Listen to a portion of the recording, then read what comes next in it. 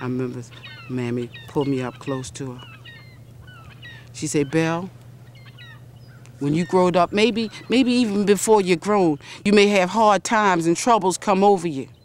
But don't you fret none, because the Lord will see you through. Mammy always did believe in the Lord, though, because she say God would come along and take away the pain that she was feeling in them days. Well, me, I was young, I didn't know much about the Lord, and I say, well, Mammy, who's God anyways? She said, why, child, look up at them stars. He made all of them. A better place. Anyways, they say I was born somewhere twixt 1797, 1800. They don't rightly know when, because they ain't bothered to keep no records of no black babies. All they see me was another body to work the field or tend to the missus. I don't know where weren't no problem, though, because I was a strong baby, and I grew fast and tough, and I could do the work of two people. Now, some of you don't know who I be, but the name they gives me was Isabella Baumfree. Name never did set right with me. And on top of that, they only called me Belle, never did hear my whole name. And over the years, I had so many masters all naming me after themselves, the last name never mattered none anyways. But you all knows me as Sojourner Truth. I named myself that because Sojourner means to travel, and that's what I do. I travels all over the place just preaching and teaching the truth as I sees it. Seemed better when I named myself. Leastways, I know who I was. Now, even though I've gone on to glory, my soul's been hard-pressed with all the goings-ons down here.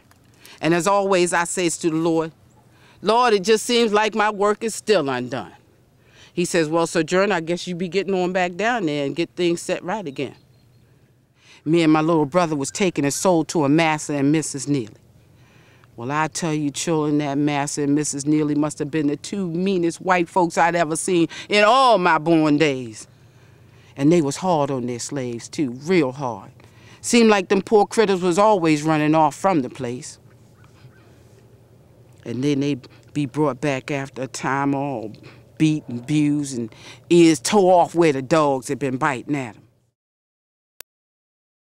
So when they give me a chore to do or something to do and I forget, they take me out to the barn and they would just beat me to an inch of my life, children. I mean, Lord, just be blood all around my feet. You say you would care for me. Well, one night after one of them beatings, then why I remember what my mammy said about calling on God in troubled times. So I goes to the field and I makes me a place where I can my Lord. Lord, there's nothing much but crying here. Lord, there's nothing but more grief and fear.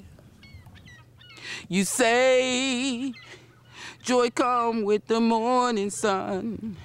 Well, I'm still waiting for that day to come. My Lord. So I said, Lord, I've been asking you to make my Master and Mrs. better, but you don't. Why, Lord? Is it that I ain't been good? I tell you what, Lord, I'll make a bargain with you. If you help me get from this place, I promise you I'll be good. But if you don't, I don't think I can be good much longer.